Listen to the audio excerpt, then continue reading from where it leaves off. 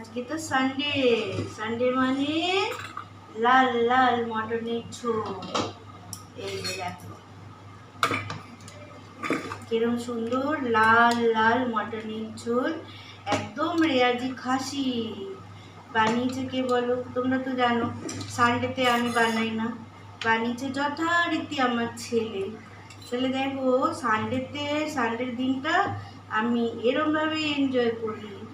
দেখো তো আজকে দাদার সানডে থালিটা কিরম হলো, কিরম লাগে তোমাদের এরম খেতে।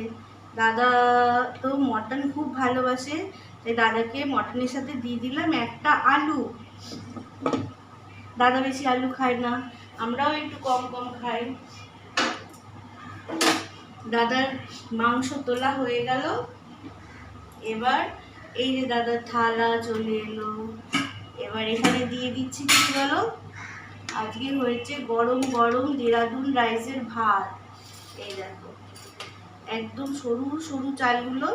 আমি বলেছিলাম কালকে রাতে, বাবু জানিস একটু দেরাদুন রাইসের ভাত ভাত দিয়ে ঘি আর ফ্রেঞ্চ ফ্রাই দিয়ে খেতে না হেভি লাগে। তাই বাবু নিয়ে এসছে দেরাদুন রাইস। আমাদের দেরাদুন রাইসের ভাত হয় না, আমাদের এমনি নর্মাল যেরকম চাল কী সব নাম বলে ওইসব চালেরই ভাত হয়। তাই আজকে হয়েছে স্পেশালি এই যে দেরাদুন রাইসের ভাত। সঙ্গে বানিয়েছে কি দেখো, এক থালা ফ্রেঞ্চ ফ্রাই। এটা বানিয়েছে আমার বৌমা। তাহলে দাদার পাতে এবার পড়ে যাচ্ছে ফ্রেঞ্চ ফ্রাই। সঙ্গে থাকছে কি বলো, সঙ্গে থাকছে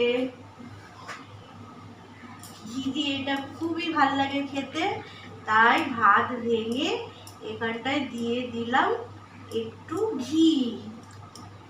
এই যে দিয়ে দিলাম একটু ঘি, আর তার সাথে থাকছে এই যে আমের চাটনি। আমের চাটনিটা না, এটা আমের ঝোল হয়েছে, ওই জন্য আম ঝোলটা আমি না এরকম কাপে করে দেবো, খেতে খুব সুবিধে হবে। এরকম স্যুপ করে ধরবে আর টুক করে খাবে। তাহলে দাদার সানডে থালির লাঞ্চটা কিরম হলো, দাদার সানডেতে লাঞ্চের থালিটা কিরম হলো তোমরা একটু দেখে নাও। আর এর সঙ্গে আছে ফল। তাহলে দেরাদুন রাইসের ভাত, ফ্রেঞ্চ ফ্রাই, ঘি, মটন আর সঙ্গে থাকছে ফল।